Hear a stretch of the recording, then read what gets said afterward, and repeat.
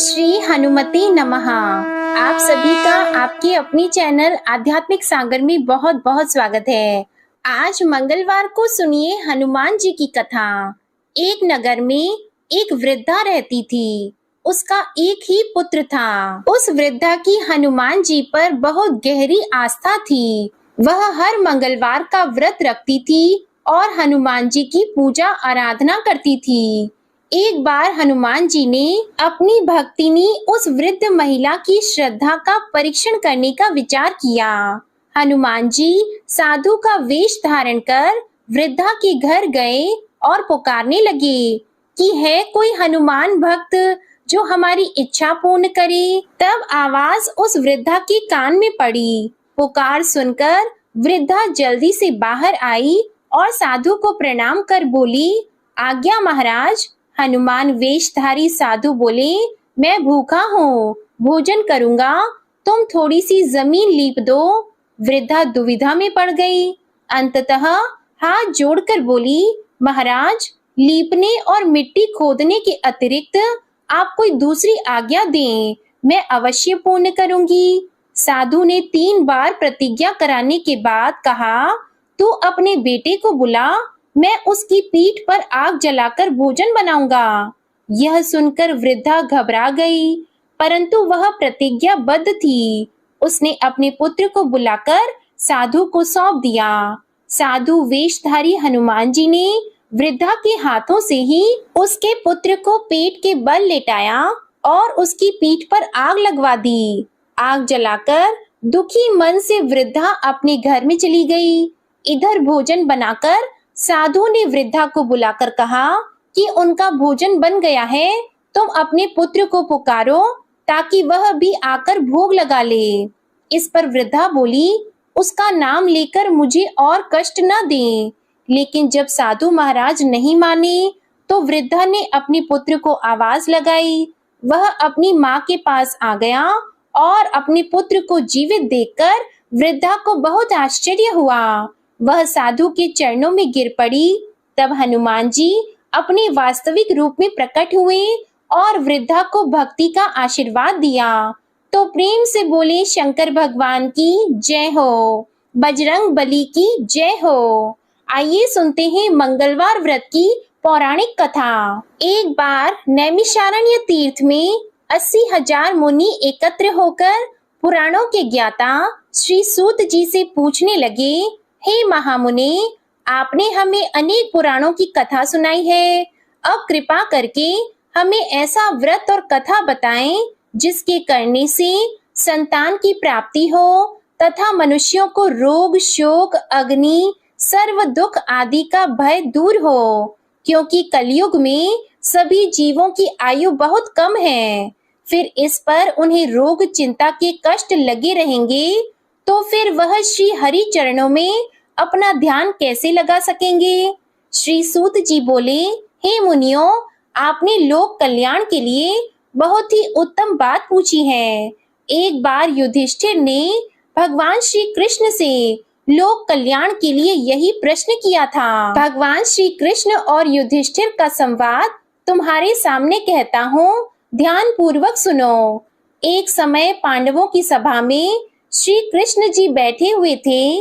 तब युधिष्ठिर ने भगवान श्री कृष्ण से प्रश्न किया, हे प्रभु, नंद नंद, गोविंद, आपने मेरे लिए अनेकों कथाएं सुनाई हैं। आज आप कृपा करके ऐसा व्रत या कथा सुनाएं जिसके करने से मनुष्य को रोग, चिंता का भय समाप्त हो और उसको पुत्र की प्राप्ति हो। हे प्रभु, बिना पुत्र जीवन व्यर्थ है। पुत्र के बिना मनुष्य नरकगामी होता है।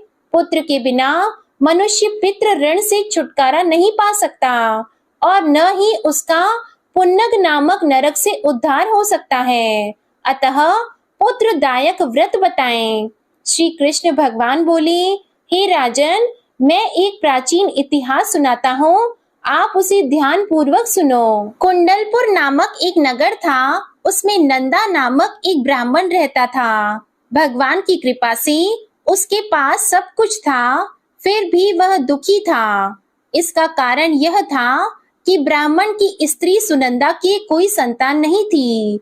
सुनंदा पतिव्रता थी, भक्ति पूर्वक श्री हनुमान जी की आराधना करती थी। मंगलवार के दिन व्रत करके अंत में भोजन बनाकर हनुमान जी की आराधना करती थी। मंगलवार के दिन व्रत करके अंत में भोजन बनाकर हनुमान जी को भोग लगाने के बाद स्वयं भोजन करती थी। एक बार मंगलवार के दिन ब्राह्मणी गृह कार्य की अधिकता के कारण हनुमान जी को भोग नहीं लगा सकी, तो इस पर उसे बहुत ही दुख हुआ। उसने कुछ भी नहीं खाया और अपने मन में प्रण किया कि अब तो अगले मंगलवार को ही हनुमान जी को भोग लगाकर अन्न और जल ग्रहण करूंगी। ब्राह्मणी सुनंदा प्रतिदिन भोजन बनाती, श्रद्धा पूर्वक पति को खिलाती, परंतु स्वयं भोजन नहीं करती और मन ही मन श्री हनुमान जी की आराधना करती थी। इसी प्रकार 6 दिन गुजर गए और ब्राह्मणी सुनंदा अपने निश्चय के अनुसार भूखी प्यासी निराहार रही। अगले मंगलवार को ब्राह्मणी सुनंदा प्रातः काल ही बेहोश होकर गिर पड़ी। ब्राह्मणी सुनंदा की इस असीम भक्ति के प्रभाव से श्री हनुमान जी बहुत प्रसन्न हुए और प्रकट होकर बोले, सुनंदा, मैं तेरी भक्ति से बहुत प्रसन्न हूँ, तू उठ और वर मांग। सुनंदा अपने आराध्य देव श्री हनुमान जी को देखकर आनंद की अधिकता से विह्वल होकर श्री हनुमान जी के चरणों में गिरकर बोली, हे प्रभु, मेरी कोई संतान नहीं है, कृपा करके पुत्र और कन्या प्रदान करें, आपकी अति कृपा होगी। श्री महावीर जी बोले, तेरी इच्छा पूर्ण होगी, तेरे एक कन्या पैदा होगी, उसके अष्टांग प्रतिदिन सोना दिया करेंगे।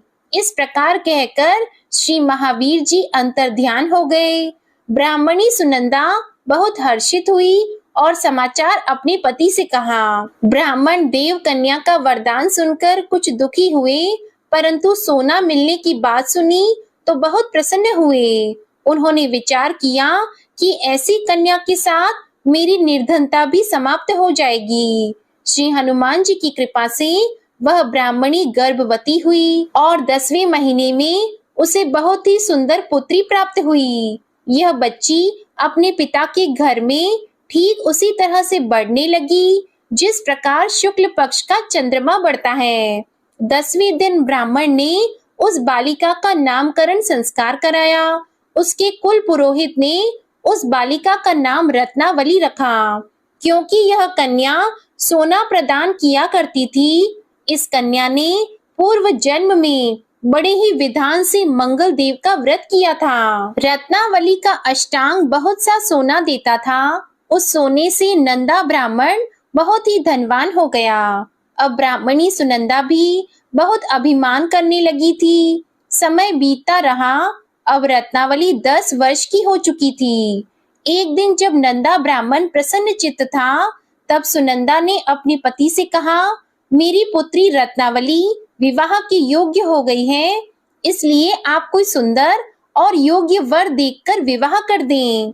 यह सुनकर ब्राह्मण बोला, अभी तो रत्नावली बहुत छोटी है। तब ब्राह्मणी बोली, शास्त्रों की आज्ञा है कि कन्या 8वें वर्ष में गौरी, 9 वर्ष रोहिणी, 10वें वर्ष में कन्या, इसके पश्चात रजस्वला हो जाती है। गौरी के दान से पाताल लोक की प्राप्ति होती है, रोहिणी के दान से बैकुंठ लोक की प्राप्ति होती है, कन्या के दान से इंद्र लोक में सुखों की प्राप्ति होती है। अगर हे पतिदेव रजस्वला का दान किया जाता है तो घोर नरक की प्राप्ति होती है। इस पर ब्राह्मण बोला, अभी तो रत्नावली मात्र 10 ही वर्ष की है और मैंने तो 16-16 साल की कन्याओं के विवाह कराए हैं, अभी जल्दी ही क्या है। तब ब्राह्मणी सुनंदा बोली, आपको तो लोभ अधिक हो गया है लगता है।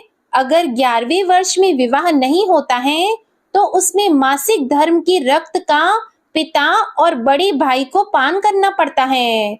शास्त्रों में कहा गया है कि माता, पिता और बड़ा भाई रजस्वला कन्या को देखते हैं तो वह अवश्य ही नरकगामी होते हैं।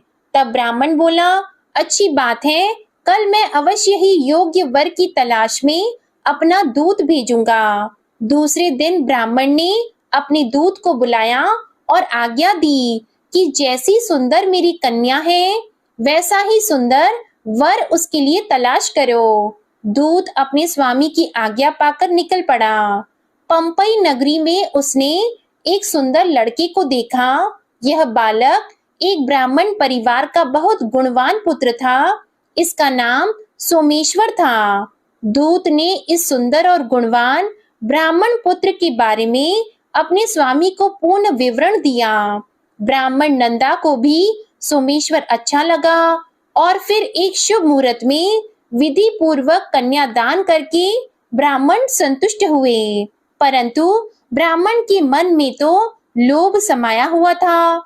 उसने कन्यादान तो कर दिया था, पर वह बहुत ही खिन्न था। उसने विचार किया कि रत्नावली तो अब चली जाएगी और मुझे इससे जो सोना मिलता था वह अब मिलेगा नहीं।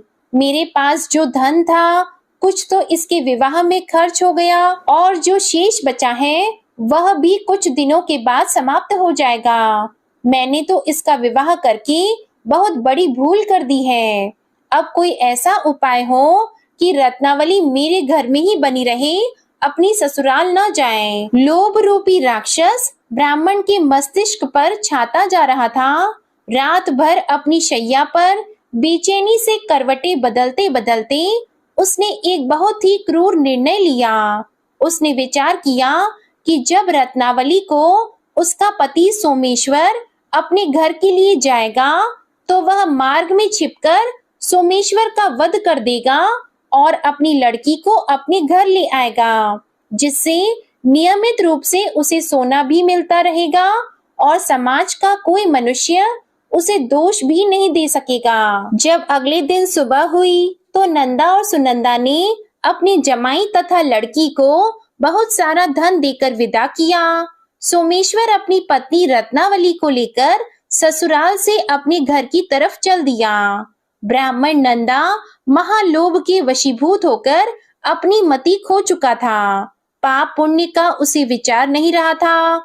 अपने भयानक और क्रूर निर्णय को कार्य रूप देने के लिए उसने अपने दूत को मार्ग में अपनी जमाई का वध कराने के लिए भेज दिया था, ताकि रत्नावली से प्राप्त होने वाला सोना उसे हमेशा मिलता रहे और वो कभी निर्धन न हो। ब्राह्मण के दूत ने अपने स्वामी की आज्ञा का पालन करते हुए उसके जमाई सोमेश्वर का मार्ग में ही वध कर दिया। समाचार प्राप्त कर ब्राह्मण नंदा मार्ग में पहुंचा और रोती हुई अपनी पुत्री रत्नावली से बोला, हे पुत्री, मार्ग में लुटेरों ने पति का वध कर दिया है। भगवान की इच्छा के आगे किसी का वश नहीं चलता है। अब तू घर चल, वहां पर ही रहकर शेष जीवन व्यतीत करना। जो भाग्य में लिखा है वही होगा। अपने पति की अकाल मृत्यु से रत्नावली बहुत दुखी हुई। करुण क्रंदन और रुदन करती हुई अपने पिता से बोली, हे पिताजी, इस संसार में जिस स्त्री का पति नहीं है उसका जीना व्यर्थ है। मैं अपने पति के साथ ही अपने शरीर को जला दूंगी और सती होकर अपने इस जन्म को, माता पिता के नाम को तथा सास ससुर के यश को सार्थक करूंगी। ब्राह्मण नंदा अपनी पुत्री रत्नावली के वचनों को सुनकर बहुत दुखी हुआ। विचार करने लगा कि मैंने व्यर्थ ही जमाई वध का पाप अपने सिर लिया है। रत्नावली तो उसके पीछे अपने प्राण तक देने को तैयार है। मेरा तो दोनों तरफ से मरण हो गया। धन तो अब मिलेगा नहीं। जमाई वध के पाप के फलस्वरूप यम यातना भुगतनी पड़ेगी। यह सोचकर वह बहुत ही दुखी हुआ। सोमेश्वर की चिता बनाई गई। रत्नावली सती होने की इच्छा से अपने पति का सिर अपनी गोद में रखकर चिता में बैठ गई। जैसे ही सोमेश्वर की चिता को अग्नि लगाई गई, वैसे ही प्रसन्न होकर मंगल देव वहां प्रकट हुए और बोले, हे रत्नावली, मैं तेरी पति भक्ति से बहुत प्रसन्न हूँ, तू वर मांग। तब रत्नावली ने अपने पति का जीवन दान मांगा। मंगल देव बोले, रत्नावली, तेरा पति अजर अमर है, यह महाविद्वान भी होगा और इसके अलावा तेरी जो इच्छा हो वह वर मांग। तब रत्नावली बोली, हे ग्रहों के स्वामी, यदि आप मुझ पर प्रसन्न हैं तो मुझे यह वरदान दीजिए कि जो भी मनुष्य मंगलवार के दिन प्रातः काल लाल पुष्प, लाल चंदन से पूजा करके आपका स्मरण करेगा, उसको रोग व्याधि नहीं होगी, स्वजनों से कभी वियोग नहीं होगा, सर्प, अग्नि तथा शत्रुओं का भय नहीं रहेगा, और जो स्त्री मंगलवार का व्रत करेगी वह कभी विधवा नहीं होगी।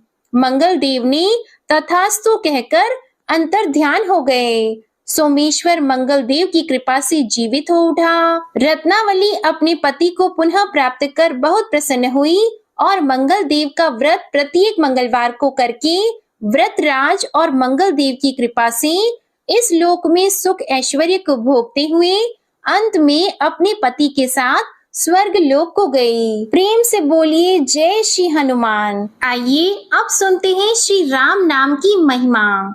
लंकापति रावण के वध के बाद जब अयोध्यापति प्रभु श्री राम की कीर्ति दूर दूर तक फैल रही थी और वह मर्यादा पुरुषोत्तम कहलाने लगे थे, तब एक दिन महादेव शिव की इच्छा भी मर्यादा पुरुषोत्तम श्री राम से मिलने की हुई। पार्वती जी को संग लेकर महादेव जी कैलाश पर्वत से उतरकर अयोध्या नगरी के रास्ते पर चल पड़े। भगवान शिव और माँ पार्वती को अयोध्या आया देखकर राम जी बहुत खुश हुए। माता जानकी ने उनका उचित आदर सत्कार किया और स्वयं भोजन बनाने के लिए रसोई में चली गई। इस बीच भगवान शिव ने श्री राम जी से पूछा, आपके सेवक हनुमान जी दिखाई नहीं दे रहे हैं। तब श्री राम बोले, वे बगीचे में हैं। शिव जी ने श्री राम जी से बगीचे में जाने की अनुमति मांगी और पार्वती जी का हाथ थामकर बगीचे में आ गए। बगीचे की खूबसूरती देखकर उनका मन मोहित हो गया। आम के एक घने वृक्ष के नीचे हनुमान जी दीन दुनिया से बेखबर गहरी नींद में सोए हुए थे और एक लय में खर्राटों से राम नाम की ध्वनि उठ रही थी। चकित होकर शिवजी और माता पार्वती एक दूसरे की ओर देखने लगे। माता पार्वती मुस्कुरा उठी और वृक्ष की डालियों की ओर इशारा किया। राम नाम सुनकर पेड़ की डालियां भी झूमने लगी थी और इनके बीच से भी राम नाम उच्चारित हो रहा था। शिवजी इस राम नाम की धुन में मस्त मगन होकर खुद भी राम राम कहकर नाचने लगे। माता पार्वती जी ने भी अपने पति का अनुसरण किया और अपने कोमल पैर थिरकाने लगी। शिवजी और माता पार्वती जी के नृत्य से ऐसी झनकार उठी कि स्वर्ग लोक के देवता गण भी आकर्षित होकर बगीचे में आ गए और राम नाम की धुन में सभी मस्त हो गए। माता जानकी भोजन तैयार करके प्रतीक्षा कर रही थी, परंतु संध्या घिरने पर भी अतिथि नहीं पधारे। तब अपने देवर लक्ष्मण जी को बगीचे में भेजा। लक्ष्मण जी तो स्वयं को श्री राम का सेवक ही मानते थे, इसलिए बगीचे में आकर जब उन्होंने धरती पर स्वर्ग का नजारा देखा तो स्वयं भी राम नाम की धुन में झूम उठे। महल में माता जानकी जी परेशान हो रही थी कि अभी तक भोजन ग्रहण करने कोई भी क्यों नहीं आया। उन्होंने श्री राम जी से कहा, भोजन ठंडा हो रहा है, चलिए हम ही जाकर बगीचे में से सभी को ले आएं। तब जब राम जी बगीचे में गए तो वहां राम नाम की धूम मची हुई थी। हनुमान जी गहरी नींद में सोए हुए थे और उनके खर्राटों से अभी तक राम नाम ही निकल रहा था। श्री राम भाव विह्वल हो उठे। राम जी ने हनुमान जी को नींद से जगाया और प्रेम से उनकी तरफ निहारने लगे। हनुमान जी प्रभु को आया देखकर शीघ्रता से उठकर खड़े हो गए। नृत्य की सभा भंग हो गई। शिवजी खुले कंठ से हनुमान जी की राम भक्ति की सराहना करने लगे। हनुमान जी सकुचाए लेकिन मन ही मन खुश हो रहे थे। श्री सिया राम ने भोजन करने का आग्रह भगवान शिवजी से किया। सभी लोग महल में भोजन करने के लिए चल पड़े।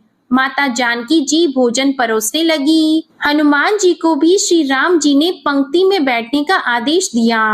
हनुमान जी बैठ तो गए, परंतु आदत ऐसी थी कि राम जी के भोजन परोसने के उपरांत ही सभी लोग भोजन करते थे। आज श्री राम के आदेश से पहले भोजन करना पड़ रहा था। माता जानकी हनुमान जी को भोजन परोसती जा रही थी, परंतु हनुमान जी का पेट ही नहीं भर रहा था। सीता जी कुछ समय तक तो उन्हें भोजन परोसती रही, फिर समझ गई कि इस तरह से तो हनुमान जी का पेट नहीं भरेगा। उन्होंने तुलसी के एक पत्ते पर राम नाम लिखा और भोजन के साथ हनुमान जी को परोस दिया। तुलसी पत्र खाते ही हनुमान जी को संतुष्टि मिली और वह भोजन खाकर उठकर खड़े हो गए। भगवान शिव शंकर ने प्रसन्न होकर हनुमान जी को आशीर्वाद दिया कि आपकी राम भक्ति युगों युगों तक याद की जाएगी और आप संकट मोचन के नाम से जाने जाएंगे। आइए अब सुनते हैं राम नाम की महिमा की दूसरी कहानी। महादेव जी को एक बार बिना कारण के किसी को प्रणाम करते देखकर पार्वती जी ने पूछा, आप किसको प्रणाम करते रहते हैं? तब शिव जी ने अपनी धर्म पत्नी पार्वती जी से कहा कि हे देवी, जो व्यक्ति एक बार राम कहता है उसे मैं 3 बार प्रणाम करता हूँ। पार्वती जी ने एक बार शिव जी से पूछा, आप शमशान में क्यों जाते हैं और ये चिता की भस्म शरीर पर क्यों लगाते हैं? उसी समय शिव जी पार्वती जी को शमशान ले गए। वहां एक शव अंतिम संस्कार के लिए लाया गया। लोग राम नाम सत्य है कहते हुए शव को ला रहे थे। शिव जी ने कहा कि देखो पार्वती, इस शमशान की ओर जब लोग आते हैं तो राम नाम का स्मरण करते हुए आते हैं और इस शव के निमित्त से कई लोगों के मुख से मेरा अति प्रिय दिव्य राम नाम निकलता है। उसी को सुनने मैं शमशान में आता हूँ और इतने लोगों के मुख से राम नाम का जप करवाने में निमित्त बनने वाले इस शव का मैं सम्मान करता हूँ, प्रणाम करता हूँ और अग्नि में जलने के बाद उसकी भस्म को अपने शरीर पर लगा लेता हूँ। राम नाम बुलवाने वाले के प्रति मुझे इतना प्रेम है। एक बार शिव जी कैलाश पर पहुंचे और पार्वती जी से भोजन मांगा। तब पार्वती जी विष्णु सहस्त्र नाम का पाठ कर रही थी। पार्वती जी ने कहा, अभी पाठ पूरा नहीं हुआ है, कृपया थोड़ी देर प्रतीक्षा कीजिए। तब शिव जी ने कहा कि इसमें तो समय और श्रम दोनों लगेंगे।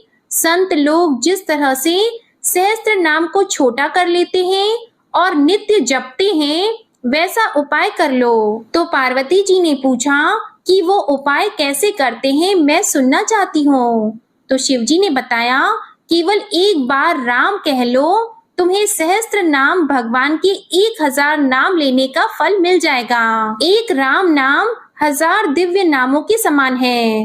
तब पार्वती जी ने वैसा ही किया। भगवान बोले, श्री राम राम रामेति रमे रामे मनोरमे सहस्त्र नाम तततुल्यम राम नाम वरानने। यह राम नाम सभी आपदाओं को हरने वाला, सभी संपदाओं को देने वाला दाता है, सारे संसार को विश्राम या शांति प्रदान करने वाला है। इसलिए मैं इसे बार बार प्रणाम करता हूँ। भव सागर की सभी समस्याओं और दुखों के बीजों को भूंज के रख देने वाला, समूल नष्ट कर देने वाला, सुख संपत्तियों को अर्जित करने वाला, यमदूतों को खदेड़ने वाला केवल राम नाम का जप है। इसलिए प्रयास पूर्वक स्वयं भी राम नाम जपते रहना चाहिए और दूसरों को भी प्रेरित करके राम नाम जपना चाहिए। इससे अपना और दूसरों का तुरंत कल्याण हो जाता है। यही सबसे सुलभ और अचूक उपाय है। इसलिए हमारे देश में प्रणाम राम राम कहकर किया जाता है। आइए अब सुनते हैं बिल्व वृक्ष की महिमा। एक बार नारद जी ने भोलेनाथ जी की स्तुति करके पूछा कि प्रभु, आपको प्रसन्न करने के लिए सबसे उत्तम और सुलभ साधन क्या है? हे त्रिलोकीनाथ, आप तो निर्विकार और निष्काम हैं। आप सहज ही प्रसन्न हो जाते हैं। फिर भी मेरे जानने की इच्छा है कि आपको क्या प्रिय है। तब शिव जी बोले, नारद जी, वैसे तो मुझे भक्त के भाव सबसे प्रिय हैं, फिर भी आपने पूछा है तो मैं बताता हूँ। मुझे जल के साथ साथ बिल्व पत्र बहुत प्रिय हैं। जो अखंड बिल्व पत्र मुझे श्रद्धा से अर्पित करते हैं, मैं उन्हें अपने लोक में स्थान देता हूँ। नारद जी भगवान शंकर और माता पार्वती की वंदना करके अपने लोक को चले गए। उनके जाने के पश्चात पार्वती जी ने शिव जी से पूछा कि हे प्रभु, मेरी ये जानने की बड़ी तीव्र इच्छा हो रही है कि आपको बेल पत्र इतने प्रिय क्यों हैं? कृपा करके मेरी जिज्ञासा को शांत कीजिए।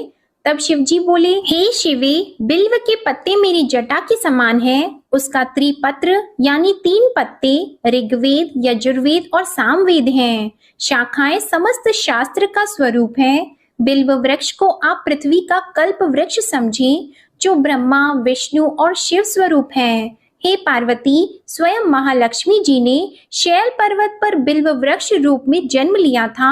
इस कारण भी बेल का वृक्ष मेरे लिए अति प्रिय है। महालक्ष्मी जी ने बिल्व का रूप धरा, ये सुनकर पार्वती जी कौतूहल में पड़ गईं और पार्वती जी कौतूहल से उपजी जिज्ञासा को रोक न पाईं। उन्होंने पूछा, देवी लक्ष्मी ने आखिर बिल्व वृक्ष का रूप क्यों लिया? आप ये कथा विस्तार से कहें। तब भोलेनाथ ने देवी पार्वती जी को कथा सुनाना आरंभ किया। हे देवी, सतयुग में ज्योति रूप में मेरे अंश का रामेश्वर लिंग था। ब्रह्मा आदि देवों ने उसका विधिवत पूजन अर्चन किया था। इसका परिणाम ये हुआ कि मेरे अनुग्रह से वाणी देवी सबकी प्रिय हो गई। वे भगवान विष्णु को सतत प्रिय हो गई। मेरे प्रभाव से भगवान केशव के मन में वाग देवी के लिए जितनी प्रीति उत्पन्न हुई, वह स्वयं लक्ष्मी जी को नहीं भाई। लक्ष्मी देवी का श्री हरि के प्रति मन में कुछ दुराव पैदा हो गया। वह चिंतित और रुष्ट होकर चुपचाप परम उत्तम श्री शैल पर्वत पर चली गईं। वहां उन्होंने तप करने का निश्चय किया और उत्तम स्थान का चयन करने लगी। महालक्ष्मी ने उत्तम स्थान का निश्चय करके मेरे लिंग विग्रह की उग्र तपस्या प्रारंभ की। उनकी तपस्या कठोरतम होती जा रही थी। हे परमेश्वरी, कुछ समय के बाद महालक्ष्मी जी ने मेरे लिंग विग्रह से थोड़ा ऊर्ध्व में एक वृक्ष का रूप धारण कर लिया। अपने पत्तों और पुष्प द्वारा निरंतर मेरा पूजन करने लगी। इस तरह महालक्ष्मी जी ने लाखों वर्षों तक घोर आराधना की। अंततः उन्हें मेरा अनुग्रह प्राप्त हुआ। मैं वहां प्रकट हुआ और देवी से इस घोर तप की आकांक्षा पूछकर वर देने को तैयार हुआ। महालक्ष्मी जी ने मांगा कि श्री हरि के हृदय में मेरे भाव से वाग देवी के लिए जो स्नेह हुआ है वह समाप्त हो जाए। तब शिव जी बोले, मैंने महालक्ष्मी जी को समझाया, श्री हरि के हृदय में आपके अतिरिक्त किसी और के लिए कोई प्रेम नहीं है। वाग देवी के प्रति उनका प्रेम नहीं अपितु श्रद्धा है। यह सुनकर लक्ष्मी जी प्रसन्न हो गईं और पुनः श्री विष्णु के हृदय में स्थित होकर निरंतर उनके साथ विहार करने लगी। हे पार्वती, महालक्ष्मी के हृदय का एक बड़ा विकार इस प्रकार दूर हो गया। इस कारण हरिप्रिया उसी वृक्ष रूप में सर्वदा अतिशय भक्ति से भरकर यत्न पूर्वक मेरी पूजा करने लगी। हे पार्वती, इसी कारण विश्व का वृक्ष, उसके पत्ते, फल, फूल आदि मुझे बहुत प्रिय हैं। मैं निर्जन स्थान में बिल्व वृक्ष का आश्रय लेकर रहता हूँ। बेल वृक्ष को सदा सर्व तीर्थ में एवं सर्व देवमय मानना चाहिए। बिल्व पत्र, बिल्व फूल, बिल्व वृक्ष अथवा बिल्व काष्ठ के चंदन से जो मेरा पूजन करता है वह भक्त मेरा अति प्रिय है। बिल्व वृक्ष को शिव के समान ही समझो। वह मेरा शरीर है जो बिल्व पर चंदन से मेरा नाम अंकित करके मुझे अर्पण करता है। मैं उसे सभी पापों से मुक्त करके अपने लोक में स्थान देता हूँ। हे देवी, उस व्यक्ति को स्वयं लक्ष्मी जी भी नमस्कार करती है जो मेरा पूजन करते हैं। जो बिल्व मूल में प्राण छोड़ता है उसको रुद्र देह प्राप्त होता है और ऐसे मनुष्य पर सदैव ही माता लक्ष्मी की कृपा रहती है और साथ ही साथ भगवान नारायण की कृपा भी उन पर सदैव बनी रहती है। प्रेम से बोलिए भगवान शिव और माता पार्वती की जय। आइए अब सुनते हैं मंगलवार को सुनी जाने वाली मंगला गौरी माता की पौराणिक कथा। कुरु देश में श्रुत कीर्ति नामक एक विद्वान, कीर्तिशाली, शत्रुओं का नाश करने वाला, 64 कलाओं का ज्ञाता तथा धनुर्विद्या में कुशल राजा हुआ था। पुत्र के अलावा अन्य सभी शुभ चीजें उस राजा के पास थी, इसलिए वह राजा संतान के विषय में अत्यंत चिंतित हुआ और जब ध्यान पूर्वक देवी की आराधना करने लगा, तब उसकी कठोर तपस्या से देवी प्रसन्न हो गई और उससे यह वचन बोली कि हे सुव्रत, वर मांगो। तब श्रुतकीर्ति बोला, हे देवी, यदि आप मुझ पर प्रसन्न हो तो मुझे सुंदर पुत्र दीजिए। हे देवी, आपकी कृपा से अन्य किसी भी वस्तु का अभाव नहीं है।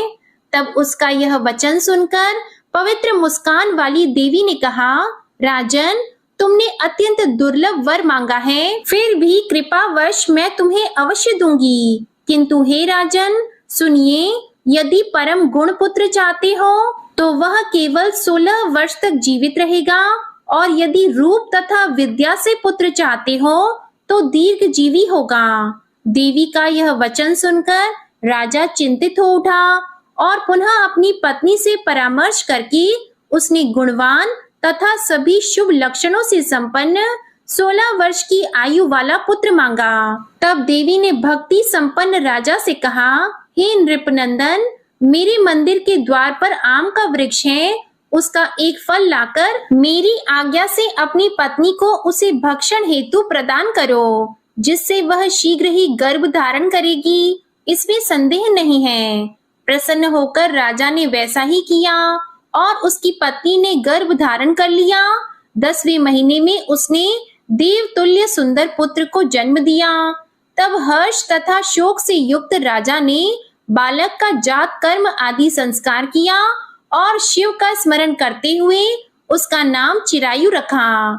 इसके बाद पुत्र के 16 वर्ष के होने पर पत्नी सहित राजा चिंता में पड़ गए और वे विचार करने लगे कि यह पुत्र बड़े कष्ट से प्राप्त हुआ है और मैं इसकी दुखद मृत्यु अपने ही सामने कैसे देख सकूंगा। ऐसा विचार करके राजा ने पुत्र को उसके मामा के साथ काशी भेज दिया।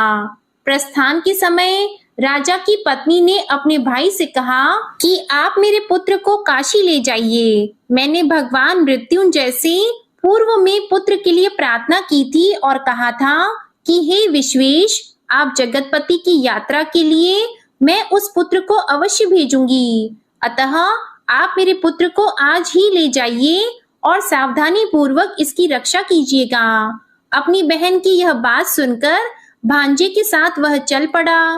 कई दिनों तक चलते चलते वह आनंद नामक नगर में पहुंचा। वहां सभी प्रकार की समृद्धियों से संपन्न वीरसेन नाम वाला राजा रहता था। उस राजा की एक सर्व लक्षण संपन्न युवावस्था प्राप्त मनोहर और रूप लावण्यमयी मंगला गौरी नामक कन्या थी। उत्तम सौंदर्य अभिवृद्धि को प्राप्त वह कन्या किसी समय सखियों के साथ नगर के उपवन में क्रीड़ा करने के लिए गई हुई थी। उसी समय वह चिरायु तथा उसका मामा वे दोनों भी वहां पहुंच गए और उन कन्याओं को देखने की लालसा से वहीं विश्राम करने लगे। इसी बीच विनोद पूर्वक क्रीड़ा करती हुई उन कन्याओं में से किसी एक ने कुपित होकर राजकुमारी को राणा यह कुवचन कह दिया। तब उस अशुभ वचन को सुनकर राजकुमारी ने कहा कि तुम अनुचित बातें क्यों बोल रही हो? मेरे कुल में तो इस प्रकार की कोई नहीं है। मंगला गौरी की कृपा से तथा उनके व्रत के प्रभाव से विवाह के समय जिसके सर पर मेरे हाथ से अक्षत पड़ेंगे, हे सखी, वह यदि अल्प आयु वाला भी होगा तो भी चिरंजीवी हो जाएगा। इसके बाद वे सभी कन्याएं अपने अपने घर चली गईं। उसी दिन राजकुमारी का विवाह था। बालिक देश के दृढ़धर्मा नामक राजा के सुकेत नाम वाले पुत्र के साथ उसका विवाह निश्चित किया गया था। वह सुकेत विद्याहीन, कुरूप तथा बहरा था। तब सुकेत के साथ आए हुए उन लोगों ने विचार किया कि इस समय कोई दूसरा श्रेष्ठ वर ले जाना चाहिए और विवाह संपन्न हो जाने के बाद वहां सुकेत पहुंच जाए। तो उन लोगों ने चिरायु के मामा के पास जाकर याचना की कि आप इस बालक को हमें दे दीजिए, जिससे हमारा कार्य सिद्ध हो जाए। इस पृथ्वी पर परोपकार के समान दूसरा कोई धर्म नहीं है। तब उनकी बात सुनकर चिरायु का मामा मन ही मन बहुत प्रसन्न हुआ क्योंकि इसने उपवन में पहले ही कन्या मंगला गौरी की बात सुन ली थी। फिर भी उसने एक बार कहा कि आप लोग इसे किस लिए मांग रहे हैं? कार्य की सिद्धि हेतु वस्त्र, अलंकार आदि मांगे जाते हैं, वर तो कहीं भी नहीं मांगा जाता। तथापि आप लोगों का सम्मान रखने के लिए मैं इसे दे रहा हूँ। इसके बाद चिरायु को वहां ले जाकर उन लोगों ने विवाह संपन्न कराया। सप्तपदी आदि के हो जाने पर रात्रि में शिव पार्वती की प्रतिमा के समक्ष उस चिरायु ने हर्ष युक्त होकर मंगला गौरी के साथ शयन किया। उसी दिन चिरायु के 16 वर्ष पूर्ण हो चुके थे और अर्धरात्रि में साक्षात काल सर्प रूप में वहां आ गया। इसी बीच संयोगवश राजकुमारी जाग गई। उसने उस महासर्प को वहां देखा और वह भय से व्याकुल होकर कांपने लगी। तभी उस कन्या ने धैर्य धारण किया, 16 उपचारों से सर्प की पूजा की और पीने के लिए उसे दूध दे दिया। उसने दीनता भरी वाणी में उस सर्प की प्रार्थना की और स्तुति की। मंगला गौरी प्रार्थना करने लगी कि मैं उत्तम व्रत को करूंगी जिससे मेरे पति जीवित रहें। यह जिस तरह से चिरकाल तक जीवित रहें, आप वैसा कीजिए। इतने में सर्प वहां स्थित एक कमंडल में प्रवेश कर गया और उस मंगला गौरी ने अपनी कंचुकी से उस कमंडल का मुंह बांध दिया। इसी बीच उसका पति अंगड़ाई लेकर जाग गया और अपनी पत्नी से बोला, हे प्रिये, मुझे भूख लगी है। तब वह अपनी माता के पास जाकर खीर, लड्डू आदि ले आई और उसके द्वारा दिए भोज्य पदार्थ को उसने प्रसन्न मन होकर खाया।